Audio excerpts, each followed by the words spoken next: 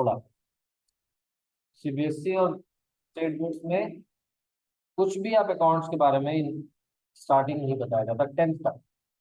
इसका मतलब ये जो सब्जेक्ट है ना, अकाउंटेंसी में स्टार्ट यहाँ से हो रहा है। तो स्टार्ट हो रहा है यहाँ से, तो इसका एक फायदा भी है, नुकसान भी है।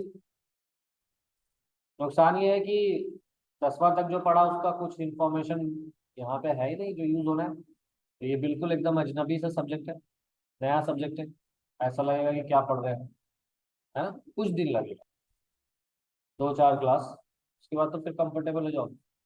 नए घर में कहीं चले गए अचानक से, ऑकवर्ड लगता है। 1 दिन, 2 दिन, 3 दिन, 4 दिन, उसके बाद कंफर्टेबल हो जाते हैं। सेम इस सब्जेक्ट के साथ हो रहा है, सेम। ठीक है। फायदा क्या है? फायदा ये है कि कोई बेसिक का जरूरत आपको जो 10th तक पढ़ा है, कोई नॉलेज का जरूरत यहाँ पे नहीं है। यहीं से स्टार्ट हो रहा है, यहीं से मेहनत करके इसको अच्छा कर सकते हैं। समझे? इसको अपना सब्जेक्ट बना सकते, one of the best subject बना सकते हैं, क्योंकि ये स्टार्ट यहाँ से हो रहा है। और 10th तक आते आते हर स्टूडेंट्स का माइंड इतना ग्रो कर जाता है कि वो सब्जेक्ट को अच्छे से सेटअप कर सके। यहाँ से वो सीरियस होना शुरू होता है पढ़ाई के लिए। तो अगर इस पर अच्छे से ध्यान देंगे हम, तो यहाँ से भी इस सब्जेक्ट को हम अच्छा कर सकते हैं और इसमें एक्सेलेंस हासिल कर सकते हैं। तो स्टार्ट करेंगे। जो हम लोग आज जो डिस्कस करेंगे, देखिए आज फर्स्ट लेक्चर है हम लोग का अकाउंटेंसी में। हमने पहले ही आपको बताया था कल की क्लास में कि ये जो सब्जेक्ट हम पढ़ क्यों रहे हैं। पहली चीज तो ये समझ लीजिए क्यों पढ़ रहे हैं। इस सब्जेक्ट को पढ़ के क्या हासिल होगा? इस सब्जेक्ट को पढ़ के हमें ये हासिल होगा कि बिजनेस का हिसाब किताब कैसे रखते हैं ये हम सीख जाए। किसी भी बिजनेस का हिसाब किताब रखना सीख जाए। सिर्फ बिजनेस ही नहीं, किसी भी ऑर्गेनाइजेशन का हिसाब किताब रखना सीख जाए। कि बिजनेस तो सब लोग नहीं करता ना, स्कूल भी चलते हैं, यूनिवर्सिटी चलते हैं, हॉस्पिटल चलते चलते कि नहीं चलते? तो क्या उनको हिसाब किताब रखने की जरूरत नहीं है? उनको भी है। तो बिजनेस ऑर्गेनाइजेशन हो या नॉन बिजनेस ऑर्गेनाइजेशन, जितने भी ऑर्गेनाइजेशन है उन सबका हिसाब किताब कैसे मेंटेन होगा, तो ये सब्जेक्ट है। बात समझ आ रहा है? ये है सब्जेक्ट का इंपॉर्टेंस। अब हम लोग आगे बढ़ेंगे। जो आज का पॉइंट ऑफ व्यू है वो ये स्टार्टिंग पॉइंट में ही आपको बता दे रहे, देखो अकाउंटिंग अकाउंटेंसी ये जो सब्जेक्ट है ना, इसको बिजनेस का लैंग्वेज बोल रहे हैं। क्या बोल रहे हैं?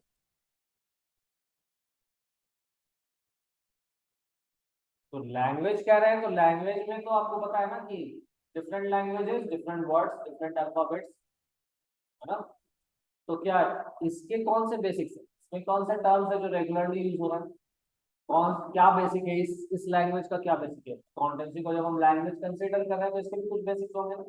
कुछ ऐसे टर्म्स जो इसी में इस्तेमाल होते हैं, है बिल्कुल।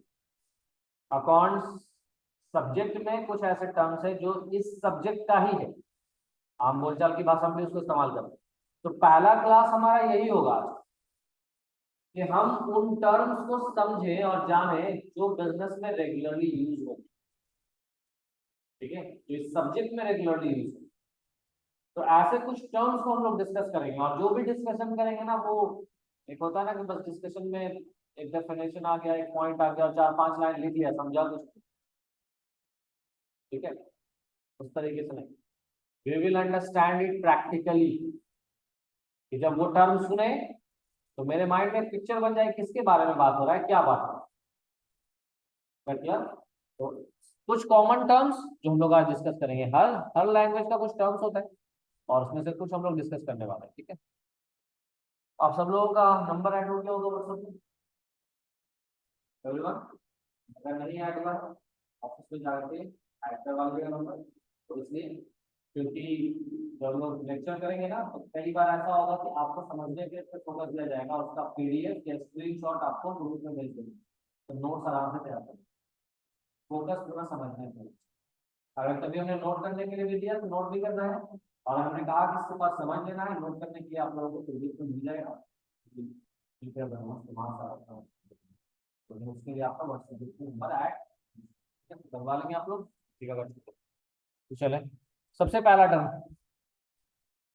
कौन सा टर्म है ये? कैपिटल। बोलचाल की भाषा में कोई सुना है इसको? पूंजी सुना है? पूंजी, है ना। इंग्लिश में उसे बोलते हैं कैपिटल। अब ये है क्या? What is the meaning of capital? कब सुना है आपने ये वर्ड? जब भी कोई आपके घर में बोल रहा होता है कि बिजनेस शुरू करना है, पूंजी चाहिए। पूंजी की बात कब आती है, कैपिटल की बात कब आ रही है?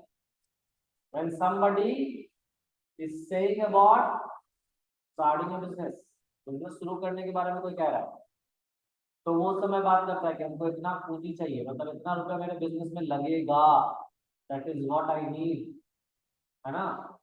तो कैपिटल है क्या, कैपिटल कहते हैं पूंजी को, वो पैसा जो बिजनेस का मालिक बिजनेस में लगाए।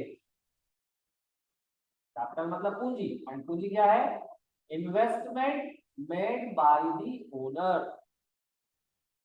वो पैसा जो बिजनेस में किसने लगाया है, ओनर ने, प्रोप्राइटर ने, ओनर कहो प्रोप्राइटर कहो, ये बिजनेस के मालिक को बोला है।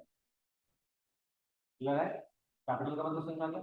अच्छा, अकाउंट जब देखोगे ना, किसी का भी अकाउंट उठाए और उसमें लिखा हुआ कैपिटल 5 लाख, क्या समझे? हाँ, जिसका बिजनेस है उसने कितना लगाया है। क्लियर। तो बिजनेस में जो कैपिटल अकाउंट है, उस अकाउंट में बिजनेस के मालिक के द्वारा लगाए गए पैसे का पता लगता है। क्लियर है, ये था मेरा फर्स्ट टर्म। आगे चलेंगे। अब देखो, जब हम बिजनेस करते हैं, ये पूरा टर्म आपको सेट कर दे जाएगा पॉइंट वाइज। अब देखो दो चीजें, हम लोगों के साथ क्या होता है एज ए स्टूडेंट, और आप लोगों को भी ये चीज जानना है खास के, देखो 10th तक अगर ज्यादा फोकस फेयर करने पे है, नोट्स बनाने पे है, ठीक है, चलेगा 10th तक।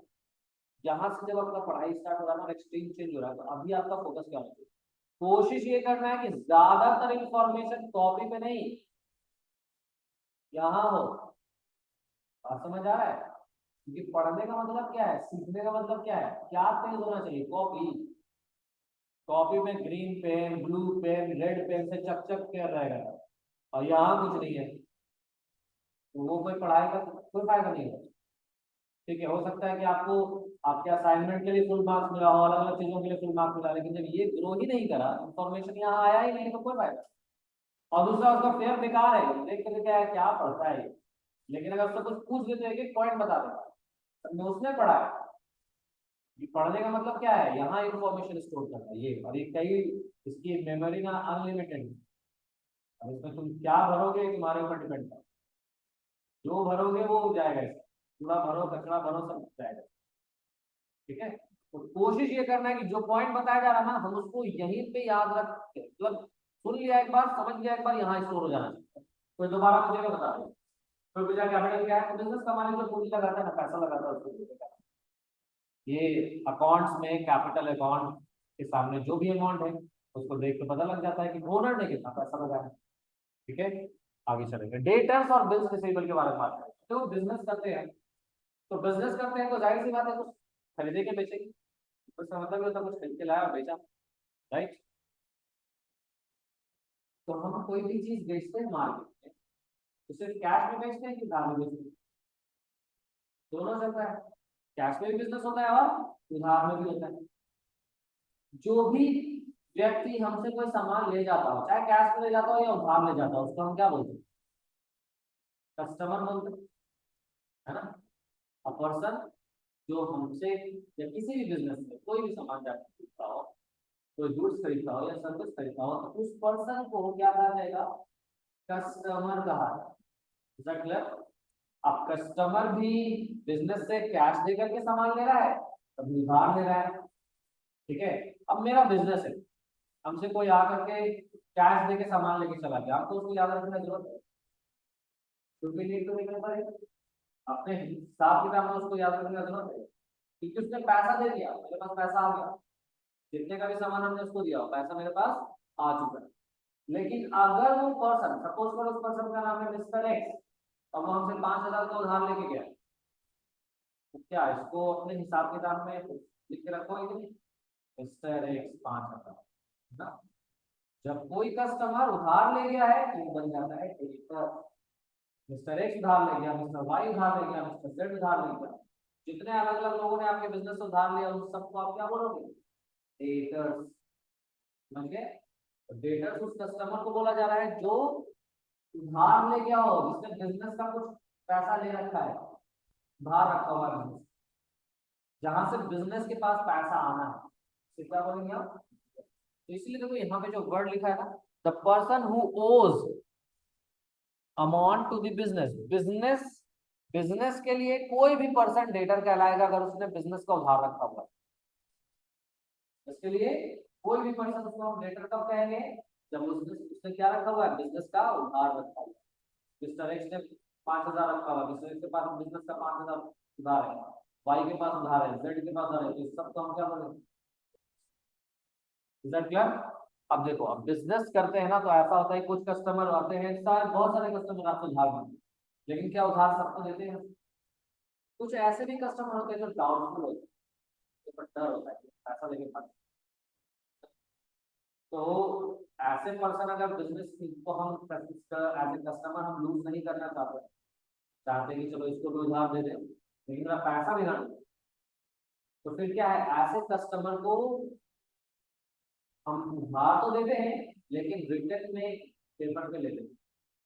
ऐसे रिटर्न पेपर पे लेते हैं जिसको हम कोर्ट में भी शो कर सकते हैं और कोर्ट भी उसको मानेगी, है ना, एक लीगल पेपर पे साइन करवा, उधार दिया है साइन करो, तब उधार देंगे। पर्सन उधार ले रहा है साइन कर दे रहा है, वो क्या है, उस डॉक्यूमेंट को हम क्या बोलेंगे, बिल्स। ये भी डेटा ही है, ये भी क्या है, जिसको हमने उधार दिया है लेकिन उसे रिटर्न डॉक्यूमेंट पे ले लिया है, कितना रुपए तुमको उधार देने का है, उसके अंदर पैसा दे देना है, इस तारीख तक आपका पैसा आ जाना चाहिए, और उसने साइन कर दिया, तो ये क्या बन गया, बिल्स। क्लियर है। तो ये भी एक तरह का क्या है, डेटा ही है, लेकिन ये रिटर्न डेटा है, इसने रिटर्न में लिख के दिया है। Is that clear? इसलिए यहाँ पे टर्म आ रहा है, the debtor who accepts of making payment in return on a future date। वो डेटर इसने एक्सेप्ट किया है, क्या एक्सेप्ट किया है, कि वो एक सर्टेन डेट पे आने वाले समय में एक खास दिन को पेमेंट कर देगा, डेट लिखित में दिया है। और जो लिखित डॉक्यूमेंट है ना, यहाँ पर मैं मेंशन नहीं किया बिकॉज आप लोग एक चैप्टर पढ़ोगे बिल्स ऑफ एक्सचेंज पे इसका पूरा फुल फॉर्म पूरा डेफिनेशन आएगा, लीगल डेफिनेशन। अभी हम सिर्फ लीगल डेफिनेशन पहलेगा, लीगल ऐसा कोई भी डेफिनेशन हम कॉम्प्लिकेटेड करके डिस्कस नहीं करेंगे, हम आम बिजनेस पे उसका पॉइंट ऑफ व्यू। प्रिंसिपल है तो क्या है, आपको समझ जाना है कि उधार लेके आया वो, लेकिन उसने रिटर्न में लिख के दे दिया, और जो पेपर पे लिख के दिया है वो पेपर हम कोर्ट में भी एविडेंस के तौर पे शो कर सकते हैं, कल को अगर मांगेगा तो हम केस करेंगे। तो ये है बिजनेस। Is that clear. अब देखो, बिजनेस में सिर्फ उधार देंगे क्या, कहीं से हमको उधार लाना ही पड़ेगा, लाना भी पड़ेगा। तो अगर हम अपने बिजनेस में किसी से उधार लाया है, क्या क्या लाएगा, क्रेडिटर्स, क्या क्या लाएगा, डेटर्स, वो कस्टमर जिसको उधार, जिसने उधार लिया बिजनेस से, वो डेटर्स हो गए, और बिजनेस जहां से उधार लेके आ रहा है वो हो गया क्रेडिटर्स, यानी डेटर्स का जस्ट उल्टा है क्रेडिट। अब दोनों मत याद रखो, क्यों, दोनों याद रखोगे तो कंफ्यूजन हो, कभी लगेगा नहीं इसके बारे में पढ़ा, नहीं नहीं इसके बारे में। तरीका क्या है, समझ लिया हम दोनों को, याद एक को रखें, दूसरा याद है, सिर्फ डेटर्स को कंफर्म याद रखें। कस्टमर जो उधार ले गया वो डेटर से, और हमने देख रहे हैं कि इस बार कस्टमर उधार ले नहीं गया, हमने उधार लाया है, मिस्टर मिस्टर एम से हम उधार लेके आए हैं, तो मिस्टर एम मेरे लिए डेटर होगा, क्योंकि वो कस्टमर तो है नहीं, हमने उधार लिया है बिजनेस से, उसके बिजनेस से, तो मतलब मिस्टर एम मेरे लिए क्या हो जाएगा, बिजनेस क्रेडिट। क्लियर है। तो अब यहाँ पे उल्टा हो गया, द पर्सन टू हुम, यानी वो व्यक्ति जिसका बिजनेस वो समय मान, यानी जिसका उधार रख के कौन है, हमारा बिजनेस, यानी हमने उधार लिया, हमारे बिजनेस ने उसका उधार, तो वो बन गया करेक्ट। अब मिस्टर एम, उसने 10,000 का गुड्स भेजा है, हमने उसे मंगवाया था, उसने भेज दिया, अभी पैसा हमने नहीं दिया है, तो मिस्टर एम क्या है,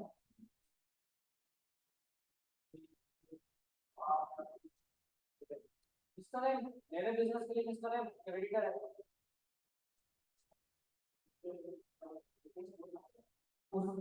क्या, ठीक है, क्लैरिफाई करते हैं, हम समझ गए तुम्हारा पॉइंट। क्रेडिटर समझ गए, पहले इसको एक एग्जांपल देंगे आपको क्लियरली समझ में आ जाए। अब मिस्टर एम से हम उधार ले आए, एम से हमने उधार दिया नहीं है, हम उधार ले, तो मिस्टर एम मेरे बिजनेस में डेटर नहीं ना, डेटर तो वो होगा जिसको हमारे बिजनेस से उधार मिला होगा, या तो हमने उधार लाया, तो वो क्या है, क्रेडिटर। अच्छा, अगर उसमें से कोई ऐसा होगा वो बोलेगा कि हम उधार नहीं देंगे आपको, देंगे तभी एक शर्त पे जब आप रिटर्न में लिख के दोगे, और हम एक्सेप्ट कर लेते हैं आपकी। अब वो क्रेडिटर नहीं है, क्या है, बिल्स पेबल। जैसे इसमें कैसे था, डेटर्स और बिल्स रिसीवेबल था, इसमें क्या है, क्रेडिटर्स और बिल्स पेबल। अब देखो एक एग्जांपल समझते हैं, यहाँ पर क्रेडिटर का डेफिनेशन आ गया, the creditor to whom acceptance is made in return for making payment on the future date. यानी वो क्रेडिटर जिससे एक्सेप्टेंस किया है हमने, ये एक्सेप्टेंस कि ठीक है हम आपको एक रिटर्न डेट में पैसा, तो क्या बन जाएगा मेरा, बिल्स पेबल बन जाएगा। अब देखो एक क्वेश्चन ले रहे हैं यहाँ पे, Mister X sold goods to Mister Y on credit ₹410,000। Mister X ना गुड्स बेच रहा है किसको, मिस्टर वाई को उधार में। कितने रुपए का उधार दिया उसने, 10,000। अब बताओ इसमें कौन किसका डेटर,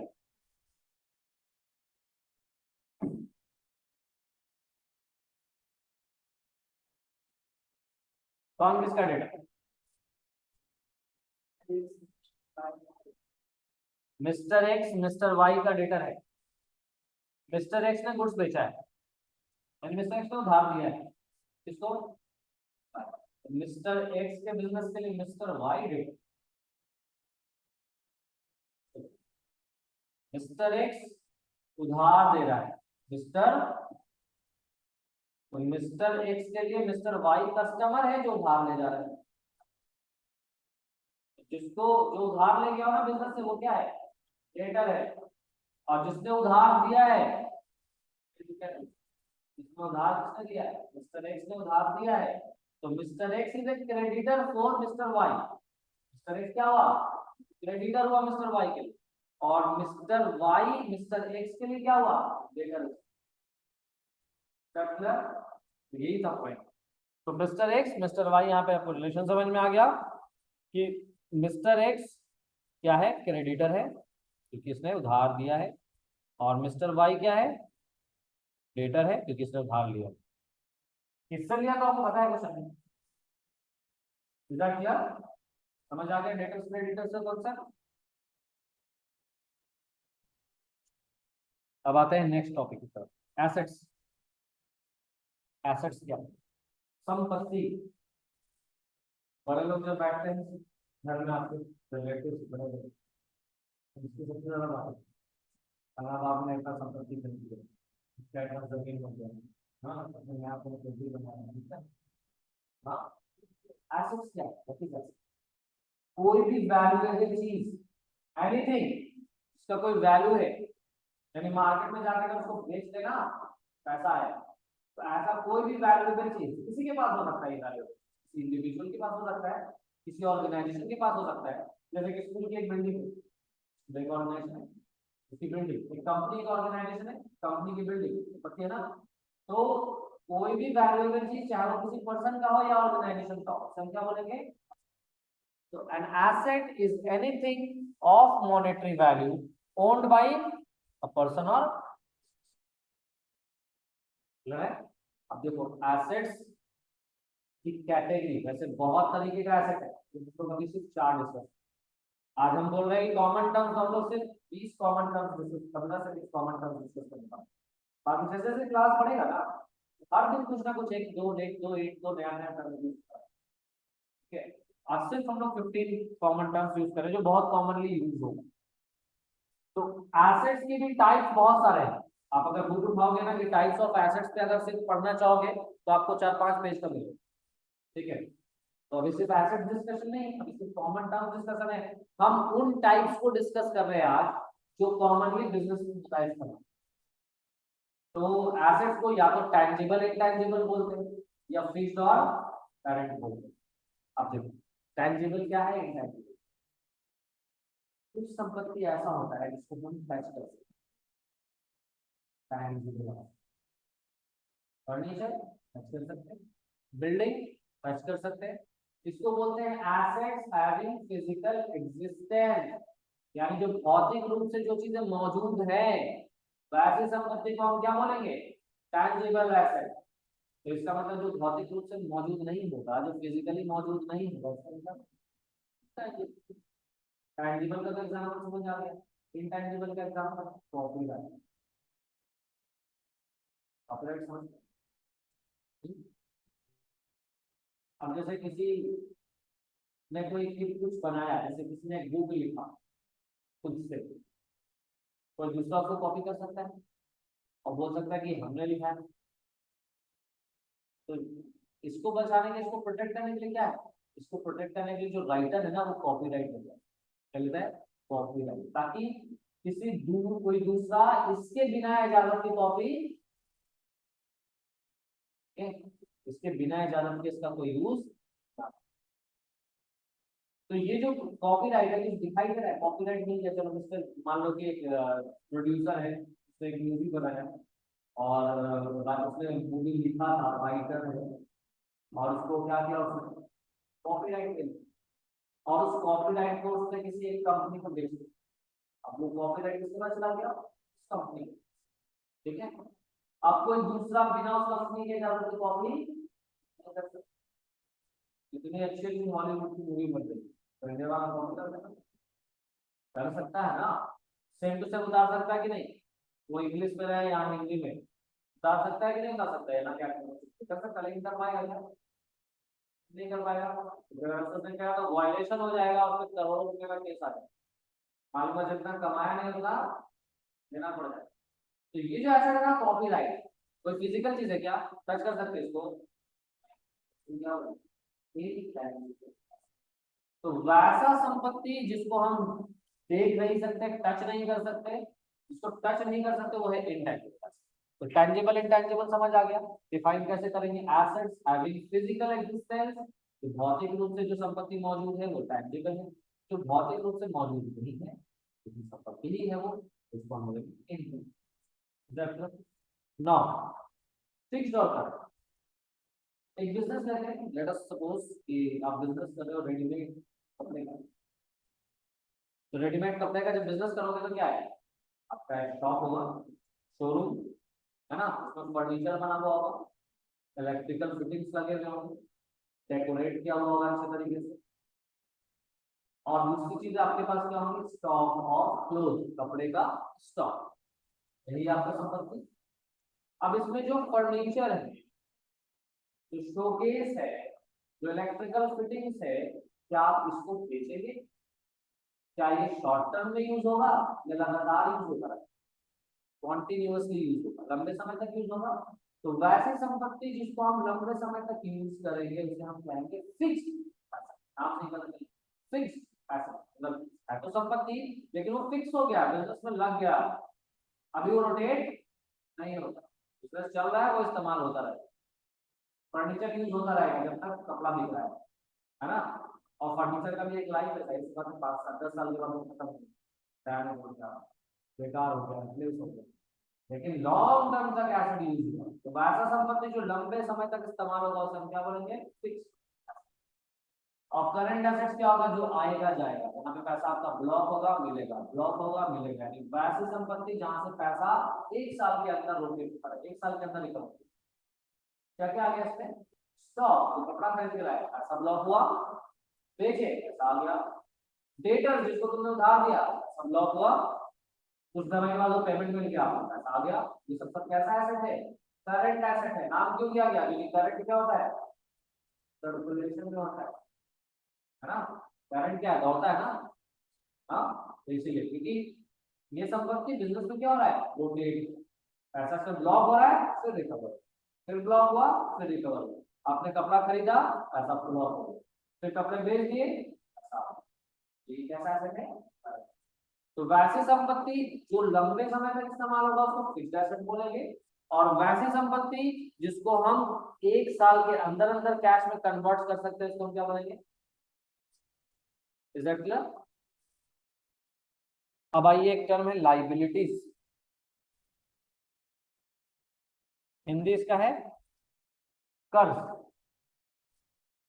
अब बिजनेस करते हैं तो जरूरी तो नहीं है कि जितना पैसा बिजनेस में चाहिए सारा का सारा पैसा आप खुद ही लगा लोगे, बिजनेस कर रहे हो तो कभी कभी कहीं कहीं से आपको उधार भी मिल जाएगा, है ना।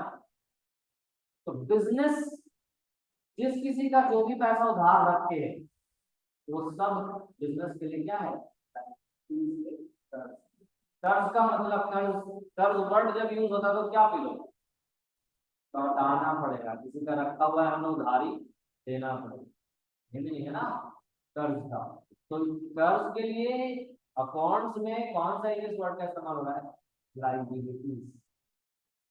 ठीक है, कभी कभी आपको मजाक में अकाउंट के बारे में चढ़ाने के लिए बोलेंगे तब लाइबिलिटीज समझो,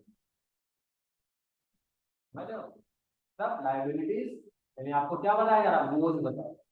कर्ज है तो आप बोझ की तरह दबे हुए हैं ना, तो करना पड़ेगा। क्लियर? तो ये है meaning of liabilities. Next term is expenses. खर्च, खर्च क्या है? चलो दो एग्जांपल लेते हैं। बिल्डिंग खरीदा है 10 लाख रुपए, खर्चा हुआ, कितना खर्चा हुआ, 10 लाख, लेकिन उसको खर्च नहीं करो क्योंकि वो इन्वेस्टमेंट है। बिल्डिंग बेचोगे तो 10 लाख क्या उससे ज्यादा दिया था, तो वो एसेट है। लेकिन बिल्डिंग आपने रेंट में लिया, अब आप हर महीने रेंट पे कर, ये क्या है, हम अगर ये बिल्डिंग रेंट पे लें और हर महीने मेरा 5,000 रुपया पैसा देना हो इस बिल्डिंग के यूज करने के, रेंट क्या कहलाएगा, ये है कि खर्च। तो खर्च क्या है, कोई फैसिलिटीज जो हम इस्तेमाल करते हैं ना, उसके लिए हम पेमेंट करते हैं। अब इलेक्ट्रिसिटी हम यूज कर रहे हैं तो बिल आएगा तो पेमेंट करेंगे, तो ये क्या है, बात समझ आ रहा है? आगे चलेंगे। अब खर्च का बहुत सारा एग्जांपल हो जाएगा, आप स्टाफ रखोगे तो उसको सैलरी दोगे, है ना, साफ सफाई का खर्चा है, बिजली का बिल का खर्चा है ना, ऐसे सैकड़ों खर्च है बिजनेस जो होंगे। खर्च के बाद नेक्स्ट टर्म है लॉस। लॉस यानी नुकसान, कई वजह से होता है, कैसे कैसे हो सकता है, गुड चोरी हो जाए, काम हो गया, आग लग गया दुकान, काम हो गया, कई रीजन हो सकता है, फ्लड आ गया आपके एरिया में, पूरा फैक्ट्री खत्म हो गया, डैमेज हो गया, तो ये लॉस। नेक्स्ट टर्म है इनकम। इनकम यानी आमदनी। आप बिजनेस करोगे ना तो बिक्री करोगे, सामान बेचोगे, सामान बेचोगे तो क्या होगा, है ना। आपके पास एक बिल्डिंग है, आपने उसको रेंट पे लगा लिया तो क्या मिलेगा, रेंट मिलेगा, रेंट रिसिप्ट क्या हुआ, इनकम। इनकम का मतलब ये पैसा वहां से रेगुलरली आ रहा है ना। दो चीज है, अगर आप बिल्डिंग बेचोगे 10 लाख में बिल्डिंग बेच दी, पैसा यहाँ भी आया, उसको इनकम बोलोगे, नहीं बोलोगे, क्योंकि किसने, हमने संपत्ति बेच के पैसा, तो ये इनकम। लेकिन हम गुड्स बेच रहे हैं तो क्या है मेरा, इनकम। बिल्डिंग रेंट में लगा दिया है, रेंट मिल रहा है, क्या है ये, किसी को हमने कर्जा दिया हुआ उससे इंटरेस्ट ले रहे हैं, क्या है ये मेरा, नेक्स्ट टर्म। इनकम के बाद अगला टर्म आ रहा है वो एक गेन, फायदा। अब देखो गेन के बारे में और इनकम के बारे में दोनों एक जैसा लगता है, लेकिन दोनों में डिफरेंस है। आपके पास एक कार हो, 1 लाख का था, 1.5 लाख में बेच, कितना फायदा हुआ, 4,000 का फायदा हुआ। ये फायदा एक तरीके से इनकम भी है ना, 4,000 का अपना इनकम हुआ एक्स्ट्रा। लेकिन ये इनकम बार बार होगा क्या, ये फायदा बार बार होगा क्या, तो गेन के साथ यही पॉइंट, ये बार बार नहीं। इनकम क्या है, रेगुलर हो, कुछ आप रेगुलर बेचो, सिर्फ आपका क्या है income। लेकिन आपके पास एक कार था, आपने उसमें उसको बेच के फायदा कमाया, तो क्या है, ये फर्क है इनकम और, इज दैट क्लियर? आगे चलेंगे। स्टॉक और गुड्स, इसको बहुत अच्छे से समझ लीजिए आप सब लोग, क्योंकि ये बिजनेस करते ही इसी चीज का है। जिस चीज का हम बिजनेस करते हैं ना उसे हम क्या बोलते हैं, गुड्स। गुड्स किसे कहा जाएगा, जिस चीज का आप बिजनेस करोगे वो चीज है आपके लिए गुड्स। कार गुड्स है क्या, कार गुड्स है क्या, हाँ गुड्स है कार, क्या बोलते हैं, यस, नो, यस, है। अगर बिजनेस करें तो ये करेक्ट आंसर, अगर बिजनेस करें तो आप कार डीलर हैं,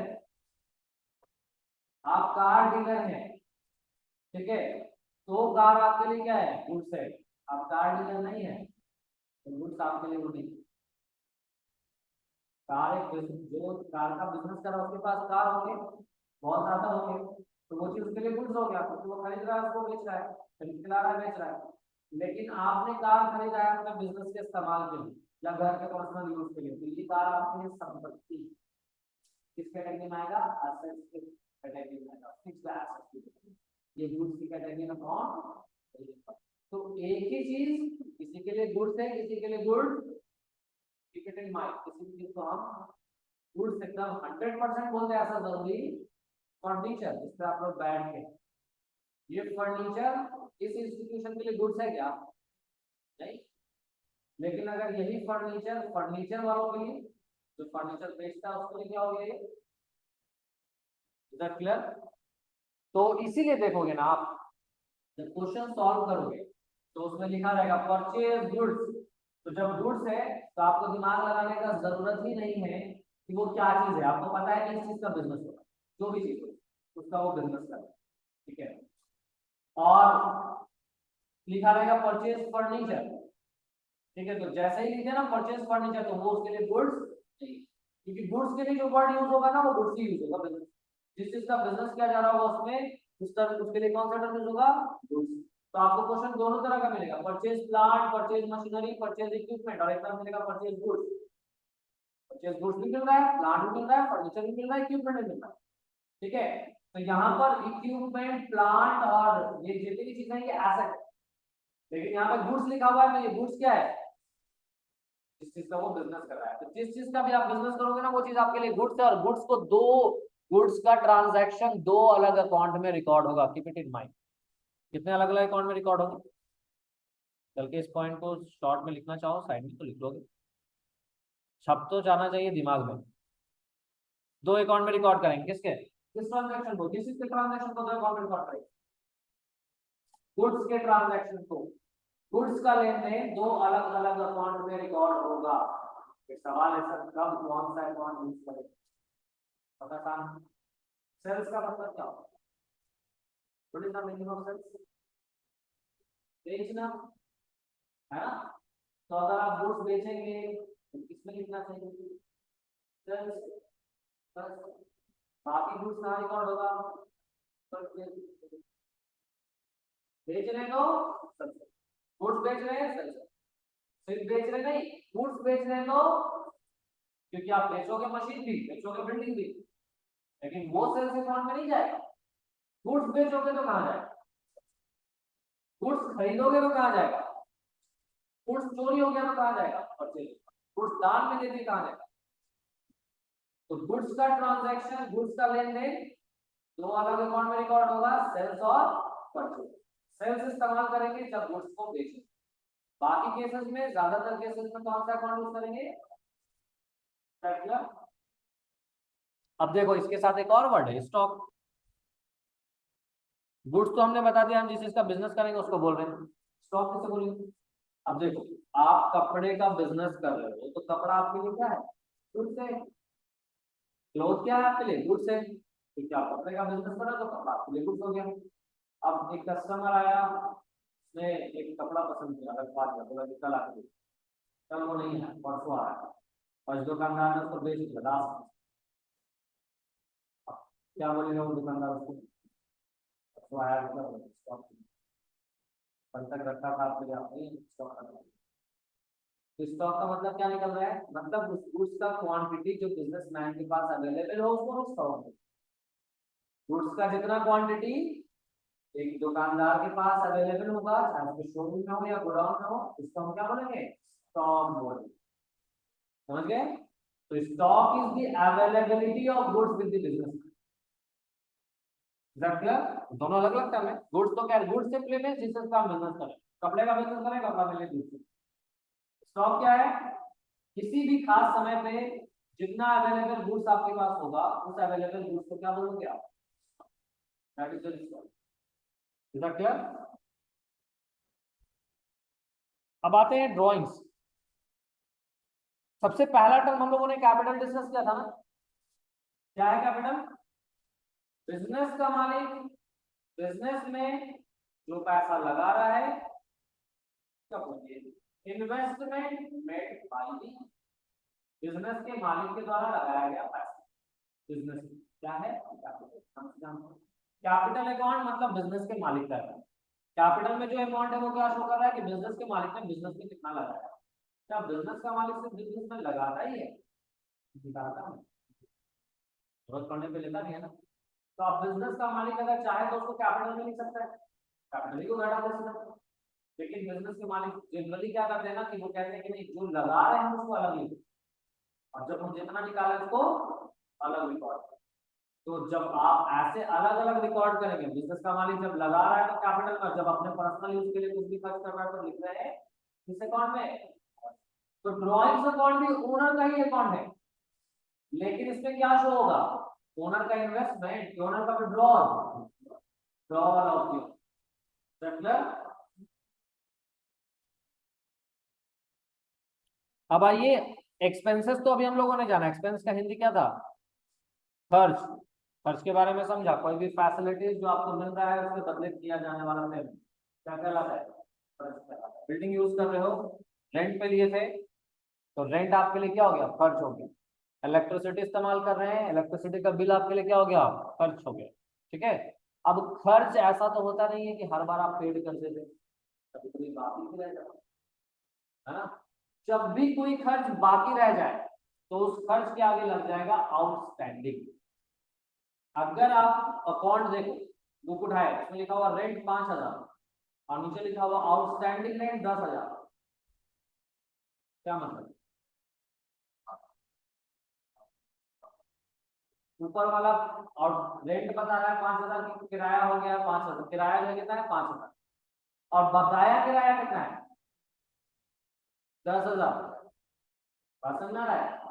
तो और कोई भी खर्च के आगे आउटस्टैंडिंग लग गया ना, मतलब उतना पैसा आपने दिया नहीं है, देना है, बाकी है। तो कोई भी खर्च अगर बाकी है तो उस खर्च के आगे क्या लगा हुआ मिलेगा आपको?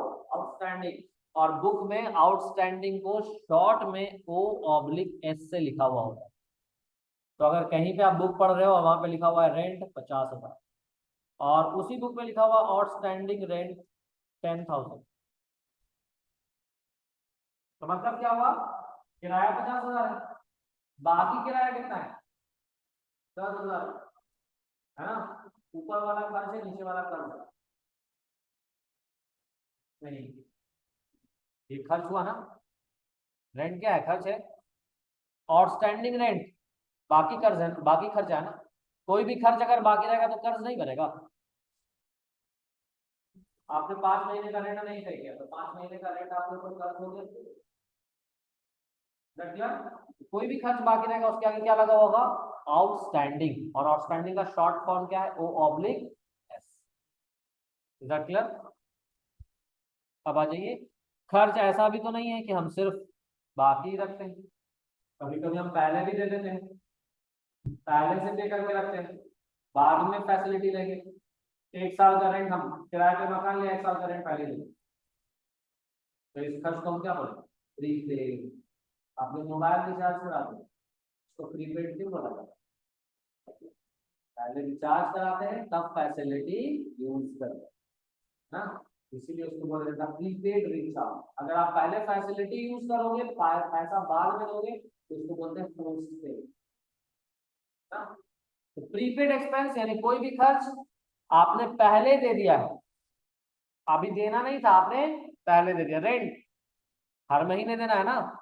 अभी जनवरी महीना पूरा हुआ है और आपने दिसंबर तक का रेंट दे दिया, तो जनवरी का तो खर्चा हुआ, बाकी का 11 महीने का भी वो खर्च हुआ क्या? नहीं, उसको आप क्या बोलोगे? प्रीपेड रेंट बोलोगे। खर्च तो नहीं है अभी वो, आपने वो खर्च पहले से एडवांस में दे रखा है। कोई भी प्रीपेड एक्सपेंस बिजनेस के लिए क्या है? क्या है? कोई भी खर्च जब उधार रहेगा तो बनता है कर्ज। कोई भी खर्च अगर हम पहले से दे रखा है तो मेरे लिए क्या है? क्यों ऐसे? क्यों ऐसे?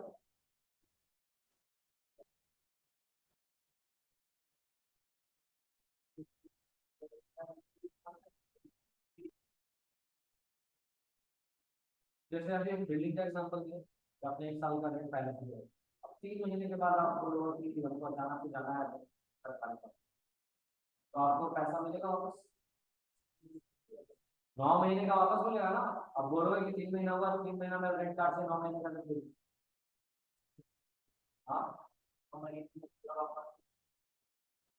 डिपेंड करता है एग्रीमेंट पे, एग्रीमेंट पर डिपेंड करता है, लेकिन 9 मंथ का रेंट उसको वापस मिलेगा। अब जैसे उसने एग्रीमेंट किया होगा कि हमको 1 महीना पहले बता रहा होगा, अब वो उसको पता है कि हम मार्च के बाद यहाँ नहीं रहेंगे, तो फरवरी में बता देगा, कंडीशन तो पूरा कर देगा उसने। उसने दे रखा था दिसंबर तक का रेंट, तो उसको 9 महीने का वापस मिलेगा, मिलेगा ना। जहां कहीं से भी पैसा आए रिकवर हो, छोड़ रहा हो, पेड रेंट मिलता हो, कोई भी प्रीपेड कर सकता है। क्लियर है? आगे चलेंगे। पेटेंट ये क्या है, इसको एग्जांपल से समझते हैं हम लोग। माजा स्लाइस ये है, कौन अच्छा लगता है?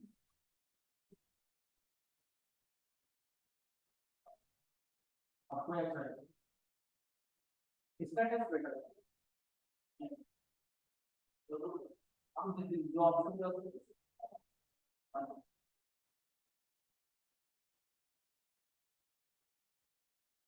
एक तो ये टेस्ट का जहां तक मामला है ना, वो सब्जेक्टिव है, लेकिन ज्यादातर जो पसंद आता है टेस्ट वो माजा का पसंद है ना, क्योंकि वो थोड़ा ज्यादा नेचुरल टाइप है और दूसरा थोड़ा मेडिकेटेड लगता है बनाया हुआ, ये फर्क है।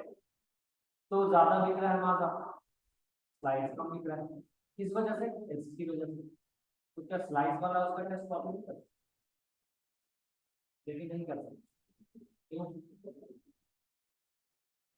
किसी भी चीज का नो हाउ, वो चीज कैसे बना है, हीरो ने बनाया, होंडा कंपनी ने बनाया गाड़ी का इंजन एटीएफटी टेक्नोलॉजी, एटीएफटी टेक्नोलॉजी मतलब उस इंजन को बनाने का तरीका किसके पास है? होंडा के पास। अब वो हीरो को भी दे रहा है यूज करने के, तो पेटेंट तो इसके पास है ना, होंडा के पास है, टेक्निकल नॉलेज होंडा के पास है, होंडा ने इसको रजिस्टर करा रखा है ताकि कोई दूसरा बिना परमिशन के कॉपी नहीं कर ले। समझ ना बात? तो किसी भी चीज का जो टेक्निकल नॉलेज होता है ना, नो हो, ये जब कोई ऑर्गेनाइजेशन या कोई पर्सन रजिस्टर कराता है तो इसे हम बोलते हैं पेटेंट। कोविड का वैक्सीन ना, कोई वैक्सीन ऑक्सफोर्ड कंपनी ने पेटेंट कराया है, कोई किसी और कंपनी ने पेटेंट कराया, अलग अलग ऑर्गेनाइजेशन ने अलग अलग कराया। तो पेटेंट एक्चुअली में ना एक प्रॉपर्टी राइट है, इंटेलेक्चुअल प्रॉपर्टी राइट बोलते हैं, आईपीआर, ये भी समझ जाएगा, short description. IPR intellectual property, intellectual का मतलब, इंटेलेक्ट का मतलब क्या होता है? बुद्धि, दिमाग। एक पर्सन जब पढ़ रहा है, एजुकेशन हासिल कर रहा है, इसलिए हासिल कर रहा है, काम करेगा, सोसाइटी में कुछ ना कुछ अर्निंग करेगा। सबसे हाईएस्ट लेवल पे आप क्या कर सकते हो? तो इनोवेशन, इन्वेंशन, इनोवेशन और बल्ब इन्वेंट हुआ, किसने किया था? थॉमस अल्वा एडिसन ने, है ना, बल्ब का आविष्कार किया। एलईडी ये भी तो बल्ब है ना, लेकिन ये थॉमस अल्वा एडिसन ने इन्वेंट नहीं किया, somebody else has innovated it, क्या करा इसको? इंप्रूवमेंट किया, कुछ नया किया इसको, काम ये वही कर रहा है, रोशनी दे रहा है, बल्ब का जो काम है ना, रोशनी देना, वो काम यहाँ पे इसका भी है, लेकिन फर्क क्या है? फर्क ये है कि ये ज्यादा रोशनी देता है, कम पावर पर, ये है इनोवेशन। किसी भी चीज में कुछ नया बन जाएगा ना, तो वो क्या कराएगा? इनोवेशन। तो जब आप कुछ नया करते हो और वो यूनिक है, तो आप चाहेंगे ना कि इसका श्रेय हमें मिले, तो उसके लिए आपको एक राइट ग्रांट होता है, उसको हम क्या बोलते हैं? Patent right. ये संपत्ति क्या है? एक तरह का संपत्ति। क्या बिना होंडा के परमिशन के हीरो एटीएम की टेक्नोलॉजी यूज कर सकता है? नहीं कर सकता। अगर करेगा तो क्या होगा? केस हो जाएगा। बजाज वालों ने टीवीएस वालों के ऊपर केस कर दिया था कि मेरा टेक्नोलॉजी को नाम बदल के बेचता है, टीवीएस आई टेक्नोलॉजी को, ये अपना टेक्नोलॉजी आईबीटी सब टाइप का टेक्नोलॉजी नाम बेच दिया। केस हुआ, पेटेंट वायलेशन का करोड़ों रुपए का केस कर दिया था बजाज में। अगर टीवीएस कंपनी हार जाती है केस, बाकी तो उसने अगर ऐसा ही किया हुआ होता तो उतना रुपया उसको पे कर, केस आया तो फिर मतलब टीवीएस, क्योंकि उसने कॉपी नहीं किया। ठीक है, तो पेटेंट बेसिकली क्या है? पेटेंट एक तरह का संपत्ति, कैसा संपत्ति है? इंटेलेक्चुअल प्रॉपर्टी, ऐसा प्रॉपर्टी जो हाथ पांव से नहीं बनाया गया। इंजन कैसे बनेगा? इसलिए उसको ड्यूरिंग द एक्सपेरिमेंट डेवलप करो। वैक्सीन कैसे बन रहा है? उस नॉलेज को किसी ने टाइम, ओवर द टाइम क्या क्या है डेवलप किया और फिर उसको लिख दिया, ये चीजें ऐसे बनी। ठीक है, ये क्या कहलाता है? पेटेंट कहलाता है। और पेटेंट क्या है? एक तरह का एसेट्स है। अच्छा, कैसा एसेट है ये? टेंजिबल के इंटेंजिबल?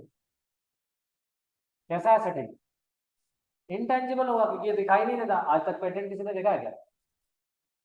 नेक्स्ट, लास्ट टर्म है आज का ये, बैंक ओवरड्राफ्ट। बिजनेसमैन जब बिजनेस करता है तो बैंक में अकाउंट भी होता है उसका। आजकल बिना बैंक अकाउंट के बिजनेस पॉसिबल ही नहीं। एक छोटा सब्जी का बेचने वाले के पास भी क्यूआर कोड जरूरी है ना? तो हर कोई बैंक में अकाउंट रख रहा है। तो बड़े बड़े जो भी बिजनेसमैन होते हैं ना, उनका बैंक में अकाउंट होता है। और जो अकाउंट है बैंक में वो करंट अकाउंट होता है। कौन सा अकाउंट? बिजनेसमैन का जो अकाउंट है ना, वो किस अकाउंट के नाम से जानते हो आप? करंट। करंट अकाउंट में ये फैसिलिटी कि जितना बार पैसा रखो जितना बार निकालो। सेविंग में ये फैसिलिटी, हम लोग भी तो अकाउंट खोलते हैं ना, लेकिन उसमें कभी ऐसा फैसिलिटी नहीं मिलेगा जितना बार रख लो जितना बार निकाल लो। एक लिमिट है, इसके बियॉन्ड जैसे ही क्रॉस करोगे ना तो पेनल्टी लग जाएगा, फाइन लग जाएगा, चार्जेस लग जाएंगे। करंट अकाउंट में ही फैसिलिटी मिलता है जो बिजनेसमैन यूज करे। अब देखो, करंट अकाउंट में एक और फैसिलिटी मिलता है, जितना पैसा रखा है उससे थोड़ा ज्यादा भी निकाल सकते हैं। कितना ज्यादा निकाल सकते हैं तो ये डिपेंड करेगा कि आपको लिमिट कितना मिला है। सपोज कीजिए एक बिजनेसमैन है, उसको 1 लाख का ओडी लिमिट मिला हुआ है। कितने का? ओवरड्राफ्ट का लिमिट 1 लाख का मिला हुआ है। इसका मतलब ये है कि उसके अकाउंट में जितना पैसा भी हो वो 1 लाख एक्स्ट्रा निकाल सकता है। अगर एक बिजनेसमैन ने 5 लाख रुपए बिजनेस में रखा है तो कितना तक निकाल सकता है? 6 लाख तक निकाल सकता है।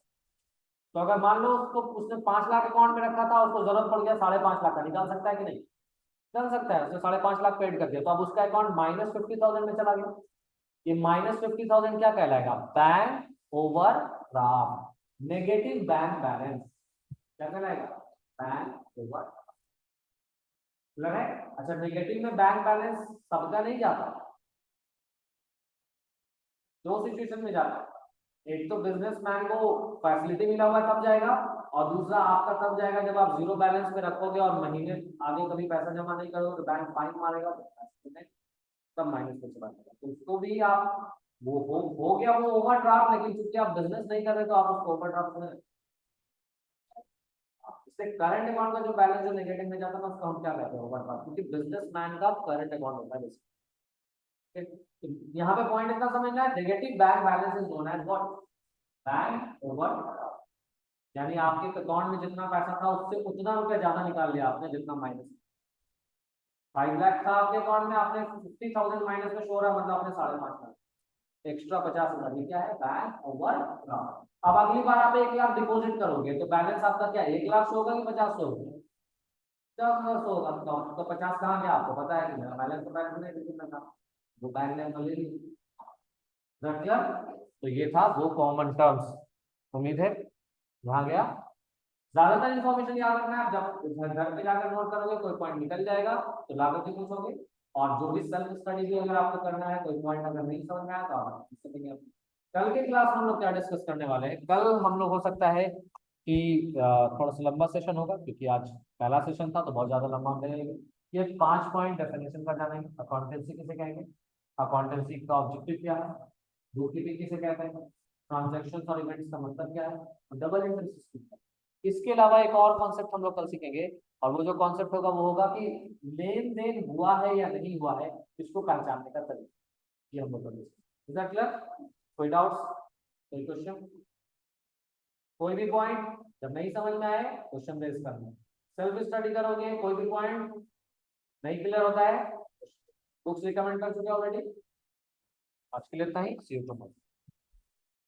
इसका हम स्क्रीनशॉट भेज देंगे, याद से आप लोग नंबर सारा ऐड करा लीजिए अपने ग्रुप में अभी जा करके। I will send it in your group. ठीक है, अभी क्लास स्टार्ट है, अभी बहुत कुछ चले गए। और याद रखिएगा कि मॉडर्न रूल से हम पढ़ाएंगे, थोड़ा मुश्किल है मॉडर्न रूल। जर्नल जो भी आप लोग सीखोगे ना अभी, दो कॉन्सेप्ट है, एक ट्रेडिशनल, पर्सनल, रियल, नॉर्मल। आसान है, लेकिन पहले चैप्टर तक उसकी आसानी से पढ़ेंगे। दूसरा है modern rules, assets, expenses, drawing, liabilities, income tax. ये रूल थोड़ा सा समझ में मुश्किल लगता है, लेकिन सीखे एक बार आगे आसान। और ये रूल आसान है शुरू में, बाद में मुश्किल पैदा होगा, डिफिकल्टी क्योंकि बाद में आपको ये सीखना ही है, मॉडर्न रूल सीखना ही है। तो हम फोकस करेंगे मॉडर्न रूल्स पे, ट्रेडिशनल का भी नॉलेज देंगे, ये कॉन्सेप्ट जो आप क्या करेंगे बता दो, लेकिन हमारा फोकस किस पे होगा, मॉडर्न रूल्स।